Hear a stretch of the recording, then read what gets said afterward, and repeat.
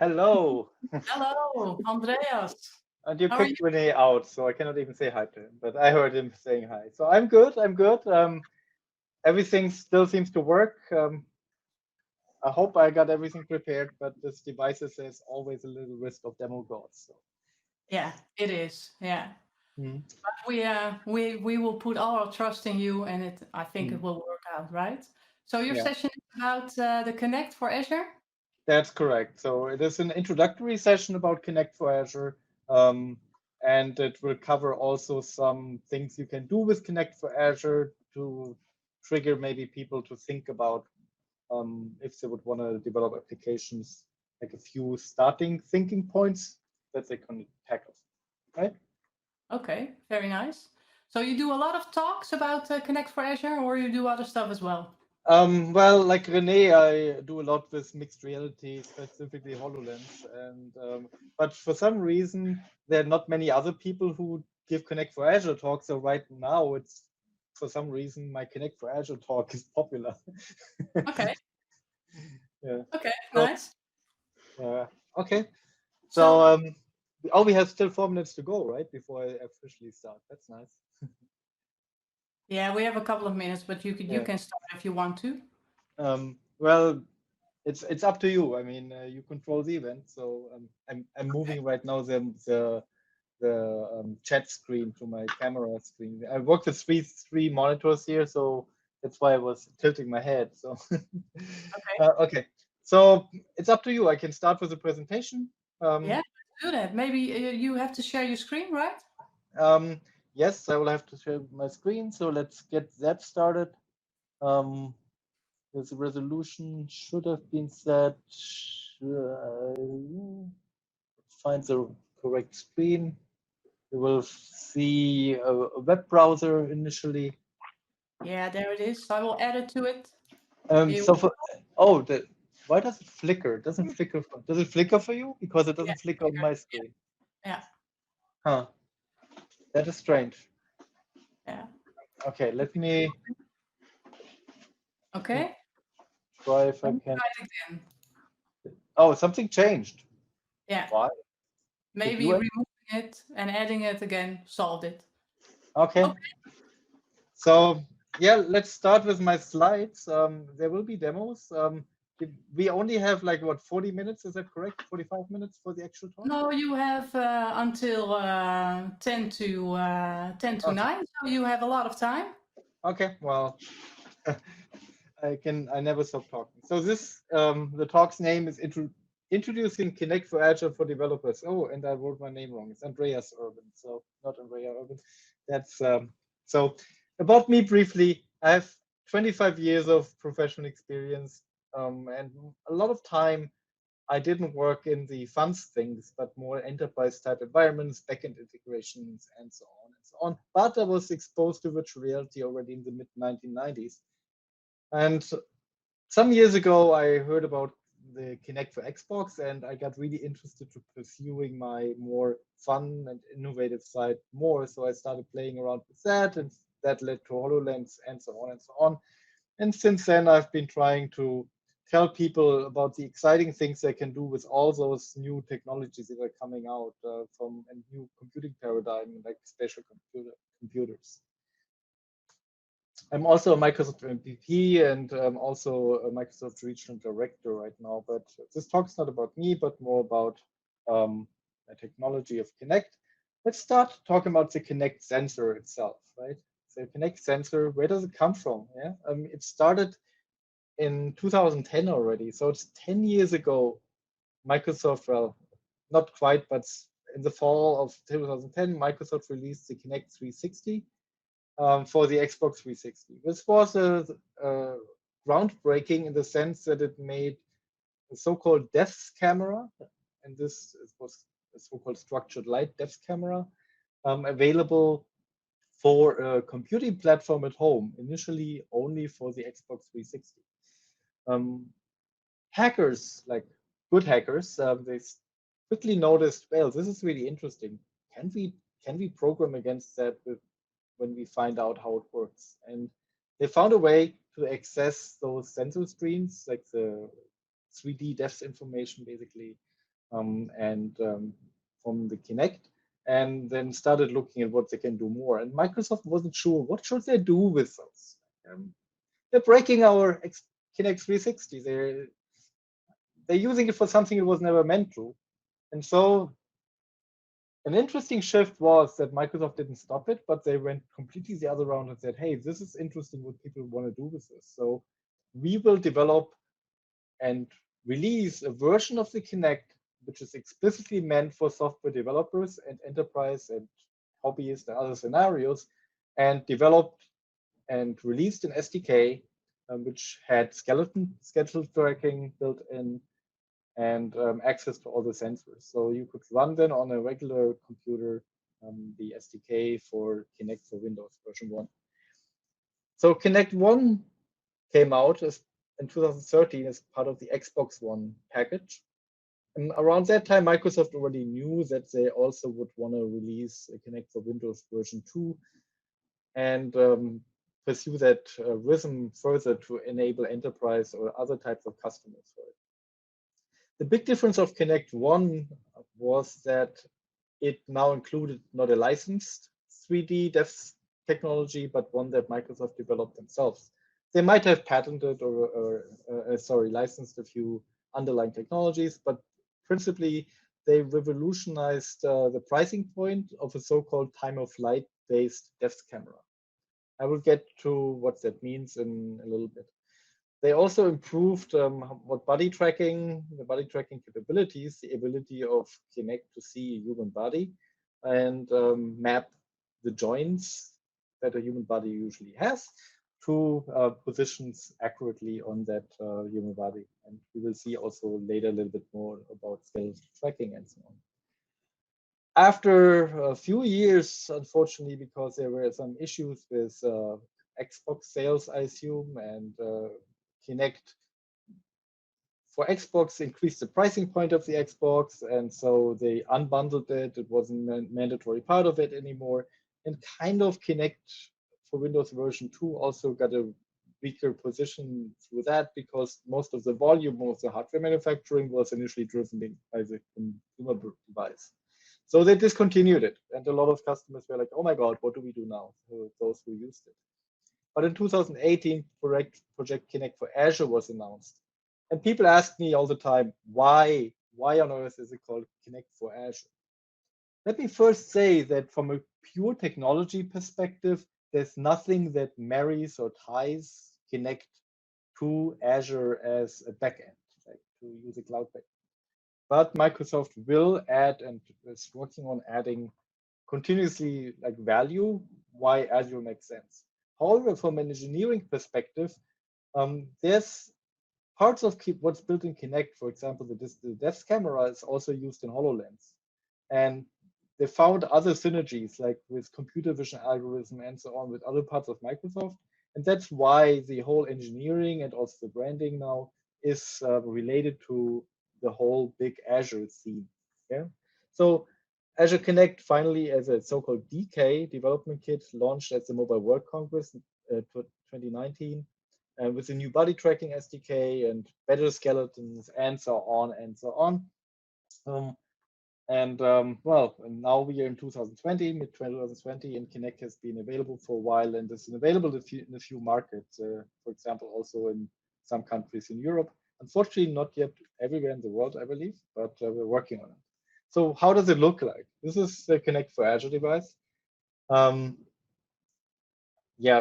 Briefly, it's a small package with camera and a bunch of sensors. So if you would blow it up, it has again the casing. It has a board for the main processing. It has a camera. Let me see if my mouse cursor works. Can you see my mouse cursor, everybody? Okay. I don't know. And here's the depth sensing sensor, the regular VGA, the regular RGB type camera, the casing in front of it that encapsulates all a microphone array and more. Yeah. So extra nerdy, like what is a time of flight depth camera? There are some fundamentals that people can read up because the fundamental technology has not changed, and the resolution has, however, been increased and so on.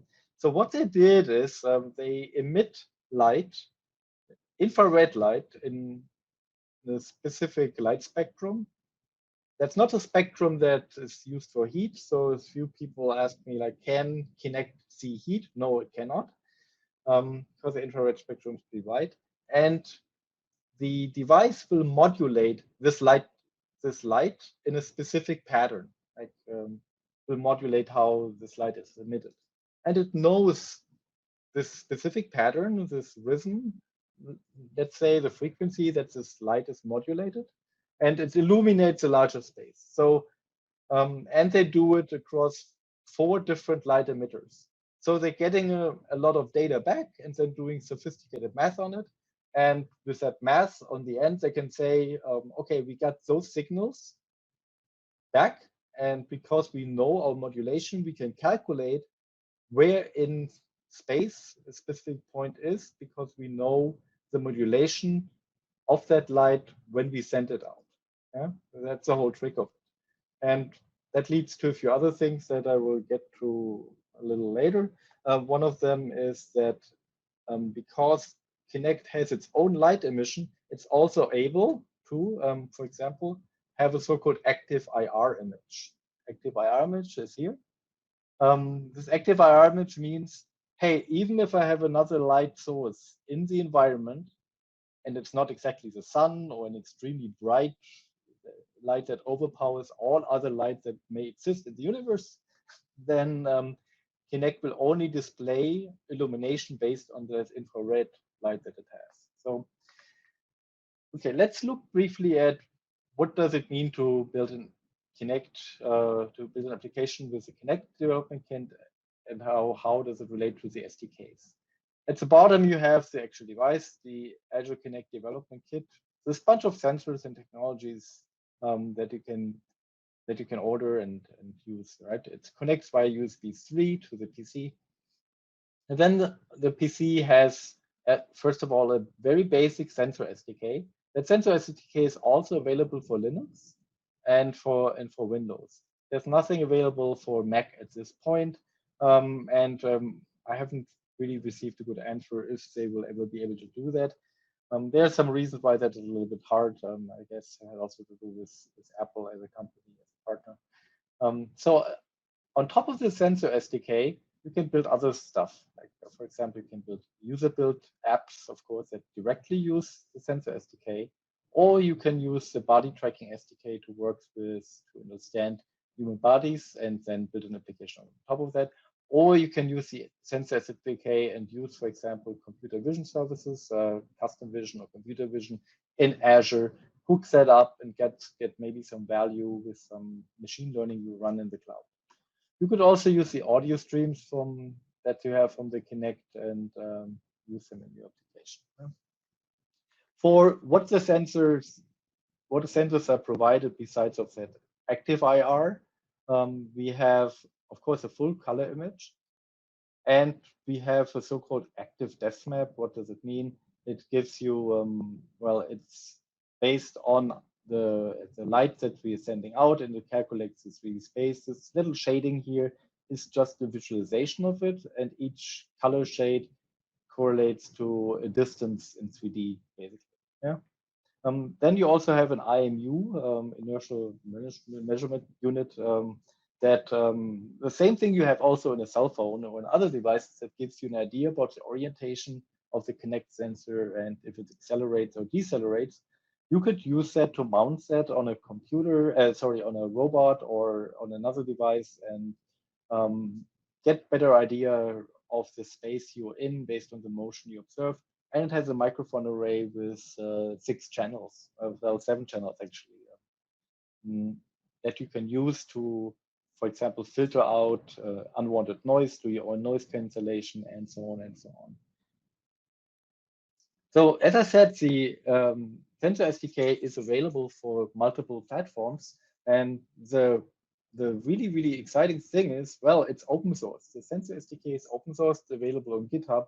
You can contribute actively to that sensor SDK if you would want to. Yeah, it's I think I have a link a little bit later in the slides. So it's cross-platform, it's low level.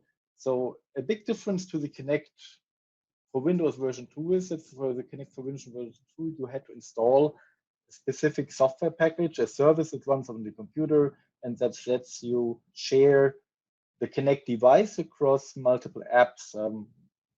This difference in concept for the Kinect for Azure is that they wanted to have a very, very low profile SDK with very, very few preconditions to make it work. So basically, the SDK works directly on the USB interface and builds its magic on top of that.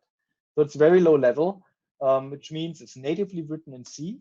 There's a C++ SDK available around it that wraps C, and there's a C# wrapper available.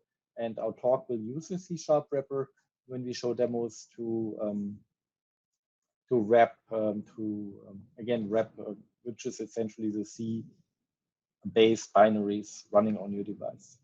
There's one part that is not open sourced, and that's the magic juju, let's say, to do the calculation to get from the very complex incoming infrared data, the raw infrared data, to the 3D positions that are calculated, or the depth positions that are calculated from the Kinect SDK. That's a bunch of binary that will run on the device, yeah, and on your computer.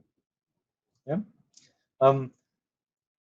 One thing I didn't mention specifically was because it's not part of the sensor, so it allows you to have synchronized depth RGB camera streaming. What does it mean? That means that you can correlate those different images at the same point in time and don't have motion in between them. Like, okay, like the color image moved away from the depth image because it doesn't have the same time span. And which is also new, it lets you synchronize various Kinect for Azure devices via cable connection between those devices with a delay offset if you want to allow scenarios where multiple Kinect devices observe the same space and then can do logic on what they observe at the same point in time. The Kinect sensor SDK comes with some tools, so a basic viewer that I will show in a little bit to let you view the raw sensor streams, help you position the device, experiment with the settings, and so on. There's a recorder software built in a command line utility to record data streams that you can then use later on in your own apps if you want to do offline scenarios. And there's a firmware tool to query and update the firmware. Yeah. How do you interact with the Kinect SDK or with Azure Kinect? Is really GitHub is the best way, right? I mean, I've seen people asking a question sometimes the same day the product team at Microsoft responded to GitHub, which is, you don't see that in a lot of product teams happening, to be honest. And then customer voice is a way that they use to propose new features, and Stack Overflow is also utilized to ask and answer questions. But GitHub is often the best way to interact. Yeah? So let's try to bring up quickly the Kinect SDK. So the Kinect SDK tools, basically they install in program files Azure Kinect SDK 1.4.0 in my case. There's a new version, the 1.4.1. I didn't install that yet because I didn't want to break my demos and it was too risky. So, and then let's say you start Kinect for Azure Viewer.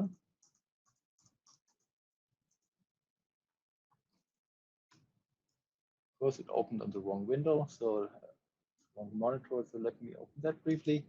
So the first thing you will see is on the upper right corner, upper left corner, it will enumerate all the devices that are connected to my computer. Yeah. Refresh that device. In the moment and it shows the serial number of the device, and in the moment I hit open device, it grabs the device uniquely. So another app that would try to open the device would fail. Now you see a few modes here. You see called depth mode, and so on and so on. So what do they mean? First of all, the N stands for near versus wide. You can configure the 3D sensor of the Kinect to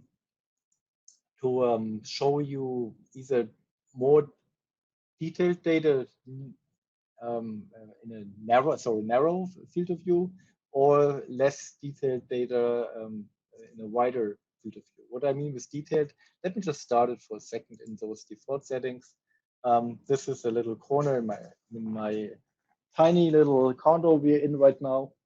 And yeah, this is me in front of the camera. Let me go back briefly. And yeah, so you see, this is running right now.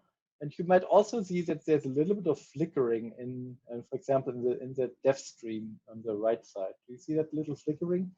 That is partially because, and if I stop this and let's go to the wide view. So the wide view, you see a little bit more detail about my apartment, but you see more things that are flickering, and I don't see, and it's also those artifacts that exist in that 3D image, in that depth image, occasionally. That is because we didn't choose another option, which is called binning. Binning combines neighboring pixels together to be a little bit more precise and to have less noise in those raw images. You see a lot less jumpiness in pixels that come back here, right? What I mentioned earlier with independent from environmental light, if I go to the camera and put on a little flashlight here, sorry, the light, you see the color camera picks up the light, the infrared camera doesn't pick up the light really, but it gets some reflection back. I shine light on my face and I remain dark. So the image is very, very stable against environmental light. You can also use that for computer vision purposes.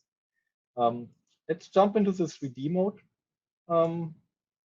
briefly. So 3D mode basically just demonstrates that that the Kinect knows the coordinates in so distance in 3D space, so we can map our environment to a real three-dimensional space. Okay, that's the basic tool. Let's close this here. Just making sure. Okay, it seems I did it right. Yeah. And let's go back to the slide for a second. Body tracking. So Microsoft decided to design body tracking from the ground up for Kinect for Azure. Why? Well, the old body tracking, the old one, well, which was good, but it was really meant for one primary purpose, for human being like a child from, let's say, 3-year-old to a grown-up or elderly person to be able to interact with the Xbox 360 or Xbox One. So that means normally you stand or sit in front of the TV or the Xbox and you try to face it, you wave to it, you interact with it. So that means scenarios were like lying down on the ground or turning your back to the Kinect sensor. We're not really the core scenario and we're not really supported. Yeah? For the Kinect for Azure, they try to change that and optimize it for more scenarios. So it gives you a so-called instance segmentation map, and I will show that in a second. So it gives you meaning coordinates on the screen, pixels in the camera streams that would belong to a specific body that was recognized. It would give you 3D joint positions per person and a unique ID for a person to track temporarily. What does it mean? Like if I get, let's say, body number 2 in one camera frame, and then I get the next camera frame, the next image from the camera, I'll get the same ID for the body so that I can know, okay, this is the same person I'm looking at. The quality got improved. The anatomically, we have more landmarks, meaning joints for the skeleton, and it also has a higher accuracy and precision and robustness, as I said earlier, against like side view, bending, lying down, and so on. It can track up to 15 skeletons. Yeah, and well, that's actually not a hard limit. There's no limit built into Kinect for Azure about how many skeletons you can track, but you cannot really fit more than 15 people in the camera frame, and the camera would not see enough detail to then track them. It's more like a physical limit of the viewport of the end of the space you put people in front of the camera. It is designed for cross-platform development. Actually, the Windows with Linux, I'm not sure actually if it's still in preview, might already be out now. I haven't revisited that slide in a while, I have to admit. And on Windows, that we can develop against this with C, C++, and C#. Once again, the underlying code is all done in C. It uses the so-called ONNX runtime, Open Neural Network Exchange runtime, with support for the NVIDIA 1050 Ti or better RTX acceleration. Which means, unfortunately, you cannot really do body tracking unless you have I don't think they have changed it yet, unless you have an NVIDIA branded graphics card, which with capabilities that are basically also the capabilities you need to do mixed reality apps, VR apps on the Microsoft platform on your hardware. So any 2000 NVIDIA 2000 card should work. So it's a relatively low processing requirement for the graphic card. And why does it need NVIDIA or ONNX? Because it's all based on deep learning. So now what does it mean? Well, Microsoft wanted to move away from having to tag manually thousands and thousands of videos of real people. So they basically created artificial avatars and rendered and animated them, right? The video here on the right side, this is not real people with markers on their body. This is basically animations that they got from real people, but rendered on artificial avatars that have specific clothing on and do specific movements, that movements that are expected, and they can expand their database as much as they want to capture the whole human range of motion. From that, they also built a so-called sensor model, meaning they rendered how would Kinect see people if they were doing those motions. So think of it like a filter, like a camera filter that transforms the 3D into what Kinect would see, yeah, and then trained based on that. This allowed them to also account for human diversity, different body shapes, skin colors, mobility levels, and so on, to allow to do it in different environments easily, from a living room to, let's say, an operating theater or a doctor's office or manufacturing, fitness, and so on and so on. And you get perfect labeling.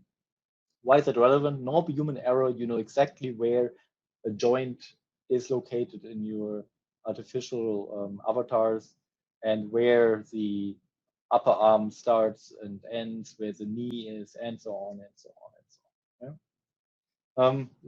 I mean, I will not go into this slide in a lot of detail, but based on compared to Kinect V2, there are a bunch of improvements, and the algorithm behind it is now a convolutional neural network and not a decision forest anymore, and so on and so on. Okay, and the big thing that you can also run it, it's run it on Linux Ubuntu.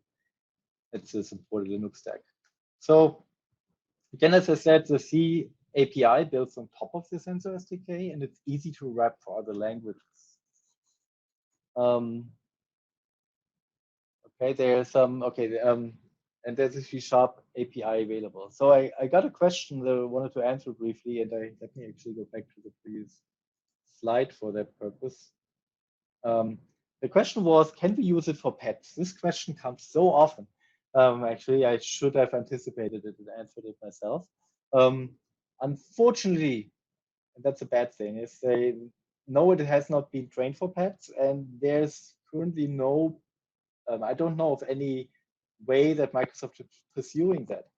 That said, as far as I know, the unit in Microsoft that builds those models is its own different department in Microsoft. So if a customer comes and would say, hey, we have a business case where we could sell millions of devices for pets, there would probably somebody at Microsoft being able to talk about if it would be feasible, realistic to do that for specific types of pets, at least. Yeah, this training and Kinect recognition.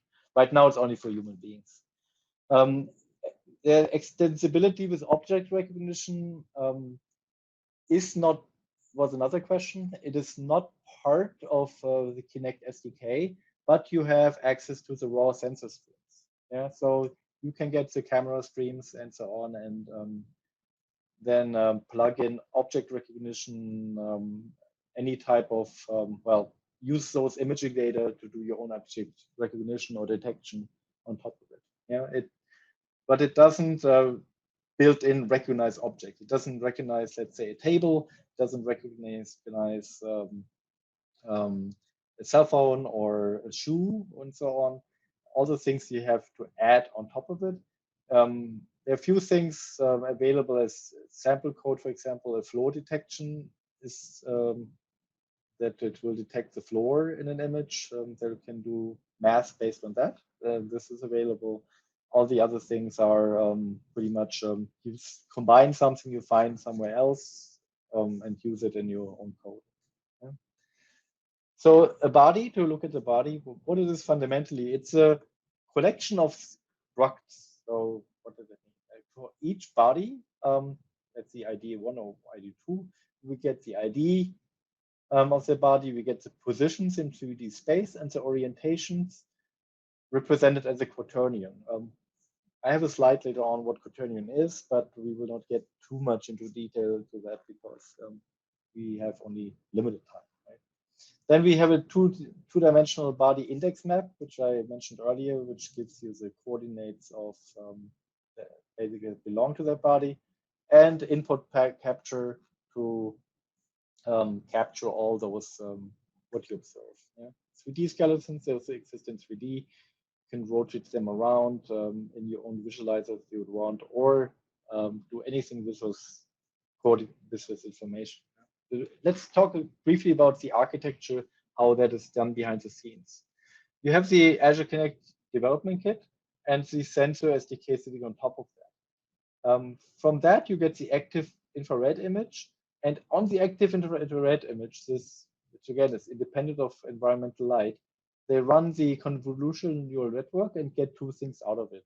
A segmentation map, meaning which pixels belong to a human body, and two-dimensional joint positions. Yeah, from those two-dimensional joint positions, they then integrate that with via code, with model fitting, with the depth coordinates they receive, and generate three-dimensional joints. This is basically the whole magic behind it. From a processing point of view, the captured data will be put in the queues, and the GPU will work on that queue, run the convolutional neural networks. The CPU will take over to the model fitting and then throw the results in a result queue that the application developer will then consume. This is an overview about the skeletal 3.0, which joints are supported. Again, take it as it is. The documentation will provide all the bells and whistles you need from that. Joint definition is again a float, three-dimensional vector for the position, and a quaternion, which is four float values for the orientation. Yeah, and both of the position and orientation are defined relative to the depth camera coordinate frame. Why is that relevant? The Kinect for Windows version 2 had the orientation defined based on the parent joint. If you have a hierarchical structure in the body, then the orientation of, let's say, the lower arm would be the orientation or the rotation relative to the upper arm. So that has changed. But since we have a frame of reference, which is the depth camera coordinate frame, it's not too hard to convert between those coordinate systems. Things you can do. I will really jump fast over this. Like any type of analysis on observing human bodies, like is my posture good? You can use it for rehabilitation science or clinical practice, fitness exercises, monitoring patients, detecting if somebody falls down, or doing instructions. Everybody asks, is my golf swing good? But yeah, that's actually a scenario that might not be as well, because the things that matter in the golf swing might be just a little too fast in that split second for the Kinect observe. You get 30 frames per second with the body tracking operation. Yeah. Human understanding is a different scenario. Space, which is shopper behavior and understanding, or detecting how many people are in the space, counting them, tracking them, or any type of interaction with a smart space. The Amazon example comes to mind, has somebody from their stores, but they use their own technology. Did somebody grab something from the shelf or put it back, and so on? Or more concrete human interactions. You can, as you observe a human body, you can have built an application that has that interacts with a computerized or virtual environment. For example, you wave to a display and it reacts as a wave, or you grab a virtual window and move it around, or you have used it for machine safety. For example, you don't run a machine if you detect a human being that's too close, or you only run a machine if all human beings are in a safety zone. Like, I will switch to code briefly now. Let's do a walkthrough quickly to what it means. In the end, the rhythm is always the same. Like, start the camera, query the data, is it a new capture, then update whatever we want to do, and render the results. Yeah. So, but let's jump to code briefly. Yeah, let's start with the first example. Just again, the examples are available in also in the GitHub repository, Kinect samples. The first thing is we open the device, we start the camera and give it a device configuration. Those parameters are the same that you also saw in the Kinect configuration tool. In this case, we use the BGRA 32 color space for the color camera. We wanted 1080p resolution. We're using the narrow field of view 2x2 bint and only want synchronized images. Yeah, and then we get the color width and depth from that camera. Let's jump over it. Let's see if it gets parameters back. Oh, why does it take so long? Did I forget? No, I didn't. Sorry. So we get, okay, as expected, the Kinect also returns the calibration data back, 1080 times 1920. And if you run it, yeah, so if you run it in the end, it will be able to receive events from the Kinect. Then you can get the capture data from the Kinect. And this is a very simple sample, right? And which is a wrapper around binary data that the Kinect provides. And here, what you do is you define a rectangle and basically write those pixels from that memory that Kinect gives you, the SDK gives you, into your 3D bitmap. Sorry, in this case, 2D bitmap. Yeah, it's basically a type of memory copy that happens, and it will result in displaying this image here. Let's go to a little bit more advanced example, which okay.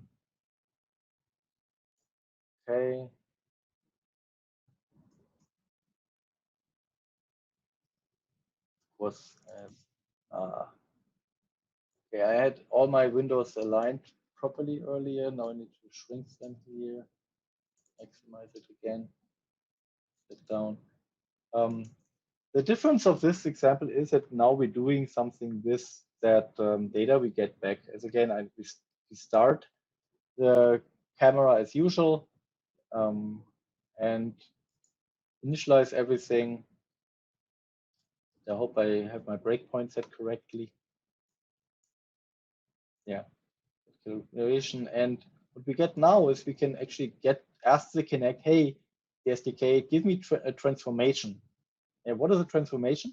A transformation means it allows you to get the correlation and between the different physical resolutions of the depth camera and infrared camera and the color camera. That's all the magic it does.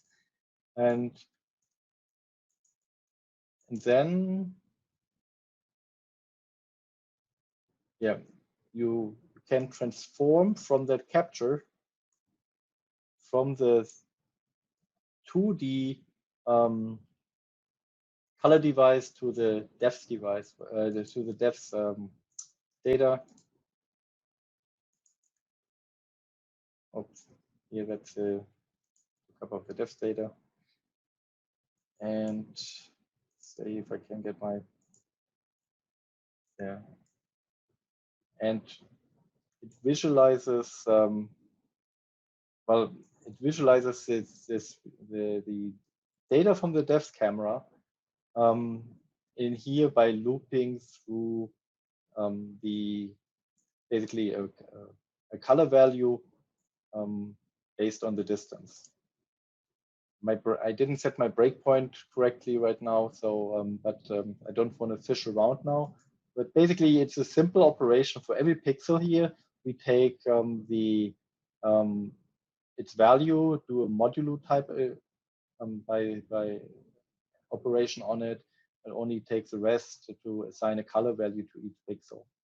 That's what it does basically.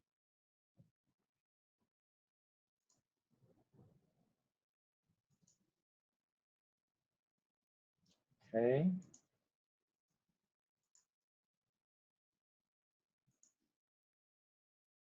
Finally, I wanted to show the skeleton body, right? How does it look like? Again, the basics are the same. I didn't start it. We start the camera, but in this case, we also have a tracker. So initialized, so the tracker is for us for the body tracking. Right? The tracker hooks up here with a bunch of parameters to the device, and while our renderer is running, which is in a separate thread, we get the sensor capture, the raw data from the Kinect device, and enqueue, as I mentioned earlier, the data from the Kinect in the tracker. The tracker then, if it's done, then it will be able to provide in the result queue a result frame. Yeah, what the result frame is, we will see in a second when I jump into the camera. So I need to remove this breakpoint here, walk away from my computer for a second, and at one point it will recognize it. Yeah, and it breaks. So the result frame, my resolution is very well. You should be able to see it, but for me it's actually unusual to watch my own screen this resolution. So in this frame, yeah, in this last frame that you got from the Kinect, it has all this information we mentioned earlier. It has the sensor image, yeah, the capture data, has a device timestamp, has a number of bodies that are seen, and has then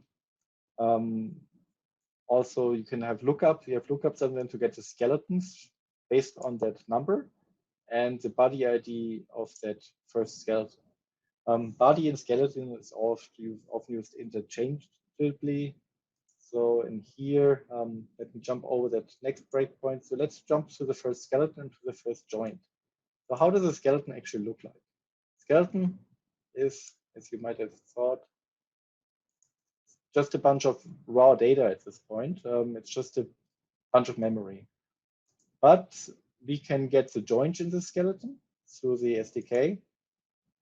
And the joint itself has a confidence level, which I didn't mention before, which is helpful in your application. If you want to have the higher the confidence level you have, if you have a confidence level high, then you can be more sure that the position and orientation of that joint is correct.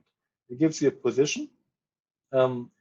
That's a position in, I believe in, in millimeter. Yeah, millimeter from the device. Yeah, it captured me as I was relatively close to the camera, so about a meter away from the camera. And it gives you the quaternion, which is for this purpose here, just a bunch of numbers that describes the orientation, the rotation of the joint, of the bone that connects to the joint. And then we render the whole thing. Let me remove my breakpoints. We render it by connecting two joints that have a parent-child relationship. Here's basically a lookup table that knows which joints are connected.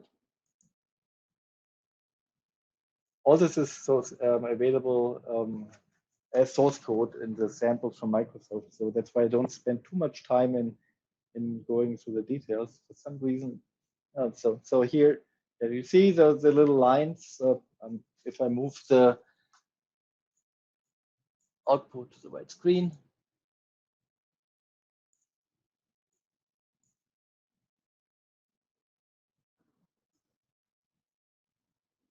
okay, stay here, please. If I go into the camera, it draws the lines where my joints are. Yeah, and the lines between my joints is the points where my joints are.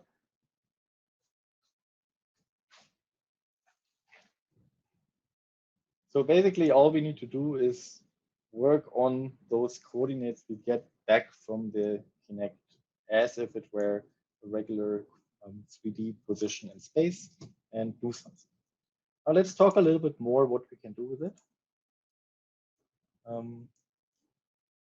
Where's my, yeah, so, okay, we did actually already the walkthrough briefly about how it all is tied together.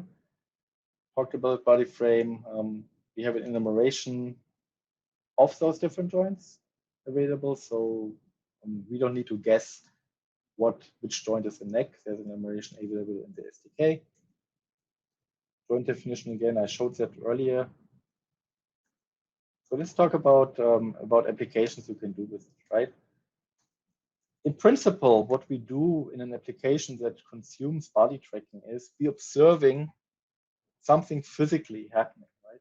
So we observing data as it coming from the Kinect. We do some high-level sensor processing, and then we have some concept of it that we apply to those bodies. We can do math on it, on those joint positions. We can have fall detection or activity classification, posture classification, and so on top of those things, on top of the sensors. Implemented basically, in my case, as .NET event handlers, yeah, and rendered in with WPF. So some considerations, like as I mentioned before, we have to consider if you write applications on top of Kinect for Azure or any type of system that gives you a joint position, you need to consider the tracking state. Do I actually know, do I see that joint sufficiently well? And different systems have different quality of information. Here you get a confidence level, medium or high, that you can use. You need to understand the joint hierarchy, how the joints are belong together, and then you do math on top of that. Also, besides of understanding the math on top of it, it's highly recommended that you might use a game development or game engine because it does a lot for you. You get into physics and trying to do physics calculations on top of it.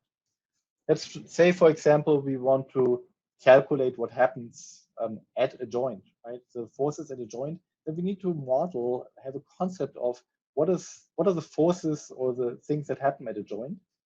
And that relates to how heavy are the bones, are the tissues connected to that. So there are different ways to do that. In my approach, I went to a NASA publication that has a model of to evaluate spacesuits and got typical proportions of a typical human body to each other. Like, let's say the arm, the ankle, it gives you basically a distribution of the body mass relative to each other. Yeah. There are other assumptions you need to do. Like, for example, if you want to calculate how is the energy that is being used as you move, you need to consider muscle efficiency. I assume that, for example, 20%, and you need to make assumptions about the shape of a bone to do math on top of it. In my case, I assume that every bone is kind of shaped like a rod, like a big stick, basically. Yeah. About math, briefly, quaternions are the things that make a lot of the math possible. There are wonderful YouTube videos available that explain quaternions and relationship to rotation. But basically, it's a bunch of coordinates that are through some projections into 3D space can express, similar to a complex number, can express the position on a circle. A quaternion can represent the orientation and / rotation of something in 3D space. Yeah. Now, what can you do with it? Again, as I said, you need to do math. Math means you look at the human body and, okay, we can, if you look at positions, how the joint moves, we can calculate the velocity, 2 points and the difference of the 2 points positions, and the time that has happened between those is the velocity. We have the acceleration, how the velocity changes. We can calculate the force at any position if we assume there's a mass, and for example, how heavy is that person or in that joint. And use the acceleration, we can calculate the power, and we can calculate energy and work based on those observations. But we can also use the so-called angular motion when we would look at the difference, at the rotation between 2 points in time. That's why I pointed to the quaternions. And I noticed that both types of calculations can make sense, right? Let's look at a video that I recorded like it. You see those little circles? Yeah, so there's a yellow circle and there's a bluish circle. One is angular motion, the other one is positional motion. Like the yellow is like the absolute movement, like you see a move it up and down, and the bluish greenish circle is the angular motion. Like wait a second until the motion goes to that spot again. So here I flex only the joint doesn't move, or here the elbow doesn't move itself, but you see because the arm itself moves, there's still forces applying on this joint. This is a tremendously simplified concept, right? Our body is incredibly complex. You have tendons and joints and muscles and things bounce and shock absorbers that are built in. We have so many things built in. So all those things that we're seeing here are very, very rough assumptions, but it's still able to get some insight into what's happening to the human body. Yeah? Another thing that I wanted to mention is jitter. Like any type of sensor system, when you observe the human body or any other type of thing from a sensor, you get inaccurate measurements. And if you then do math on inaccurate measurements between two frames, those errors might get bigger and bigger. And while overall the things are kind of accurate, you get just a bunch of errors in your calculations. Let's see if I would calculate those little arrows are velocity and acceleration, and they're relatively correlated to how I actually move. Yeah? But, and here's a little checkbox in the upper left corner that has a filter based on this cleanup filter on this coordinates on and off. Yeah. Now I go back and you see how it jumps around. I do nothing, and all those velocity and acceleration measures are completely messed up. Again, things you can do if you have assumptions on your motion, you can do energy expenditure estimations, categorize how somebody moves and how much they move, how they overexert themselves, and write fitness apps, and so on and so on. You can do fall detection with different methodologies. Some of them very simple. Yeah, you can just like, is my head position going down continuously? Is the base of my spine and the head close to the floor? That probably means somebody has fallen down. Yeah? And then you can distinguish, has somebody fallen down fast or has somebody fallen down slow? But it can be a little bit tricky. So just try to say, like, you can solve some scenarios as fall detection and so on. This straightforward logic, similar with posture estimation. You can distinguish between standing, sitting, and lying by just looking at the angles to some extent between, let's say, your hip. Yeah, is my leg pointing down? Is my leg pointing like more than 45 degrees? Like, is it parallel to the floor? Oops, sorry. And the same thing is if you're lying down, then maybe both your spine direction and your legs are both relatively parallel to the floor. Very naive ways in the sense of easy to implement without needing a lot of deep learning and so on to do some basic posture recognitions. I got good results with this. Is this all real? And I'm almost done. Is it all real? So I compared like an algorithm I wrote myself based on the observation of the Kinect, compared it with some commercial energy expenditure estimation measurement tools who use acceleration, heat flux, galvanic skin response, and whatnot. And I found that at least the patterns are similar. The observed patterns are similar, right? I mean, I was estimating here like slightly different to the real motion. Like this was, I have a better slide here. This was, I was running in place, was doing jumps and squats, had a pause and so on. And I tried to estimate the energy expenditure. I learned one key thing is, because of the human body so complex and because our joints have all those bounciness and tendons, that you cannot really have a generic model for fitness that just tries to observe human body. But if you would say you train something and train it for and get the measurements for running or jumping in place for a specific scenario, then you can then you can correct for all those different differences in what your body does for you, like all those, again, tendons and spring effects and so on, and get a relatively good aligned curves based on observing what the human body does to what is really happening in terms of energy and forces on those joints. Okay? With that, the content I have concludes. I could talk for hours about this and all those scenarios from fall detection, energy expenditure estimation, so on. They could go on forever, seriously. And maybe we'll have a follow-up in a year or so about some of the more advanced scenarios when I have implemented more. Yeah, that's all I have. Let me go back to my stream yard and stop sharing the screen. Yeah, and well, thank you for the attention here. I can now answer more questions, or I will also be later on to chat and try to join the Altspace VR hangout in a bit. Will probably take me half an hour to get there, but I will be there. Awesome. Wow, thank you so much, Andreas, for this really cool talk about the Kinect and the human body. You already answered a couple of questions, so I'm gonna start with a question.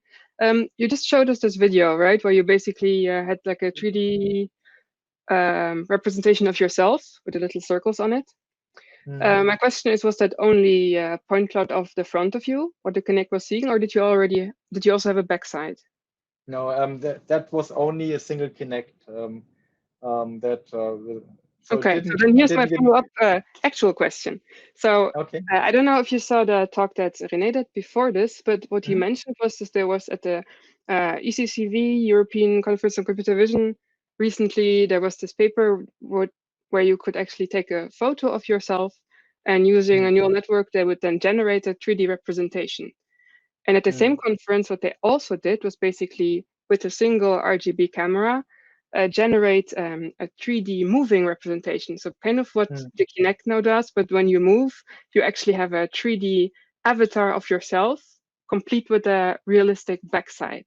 So I'm wondering, like, one, how cool is that to combine that with the Kinect? Like, imagine you're playing some game and the Kinect just makes a 3D avatar of you, kind of on the fly. Are you aware of anything like that happening with the Kinect? I'm not aware that Microsoft is doing something right now on that. I mean, but I wanted to mention that for example, as you said, like nowadays in research, they already do 3D reconstruction of movement based on single camera stream or single image. But for us little guys at home, there's an Onyx model that you can download, and it's an app where you can get two-dimensional joint positions based on a webcam from a web camera already. So everybody can use that level already. But those advanced things, I mean, I'm in that sense a user. I'm not deep enough into the underlying algorithms that I could do that magic myself, to do that as reconstructing the back side of a person by seeing on the front. And but they're also, I mean, those are just, I would say, guesstimations based on the training data, right? So somebody had, I don't know, I think René tried one of those things in a different app once, and the man bun he has on the back of his head. yes, important details were missing. It couldn't guess that because it just doesn't know how he looks from behind, right? So there, with all those, there are always some scenarios that are not covered well. So I believe there's still a space to use a 3D depth camera to get precision in each pixel.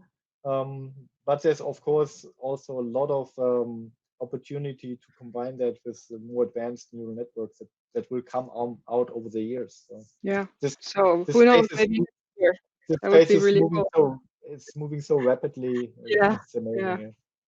Awesome. Well, thank you so much for this interesting talk, and thanks to all the speakers. Thanks to René. I hope everybody who's watching will join us in Altspace VR in a bit. The link is in the comments. Our next GlobalXRTalks event is in a month, Wednesday, October 7. And then in November, we're not having XR Talks, but we're going to have our big event, the GlobalXR Bootcamp, which I think is going to be amazing. It's going to be a 24-hour live stream starting for us in Europe on Friday evening and then going until Saturday evening. And we're really excited about that. That sounds like a lot of fun. One thing to add, if you want to become an organizer or just want to attend those sessions, take a look at the URL that is below, on the below side of the screen. Yes. So, and with that, we will see you in Altspace in a bit. Thank you everyone for watching, and hopefully see you next time. See you next time. Bye-bye. Bye-bye. Bye-bye.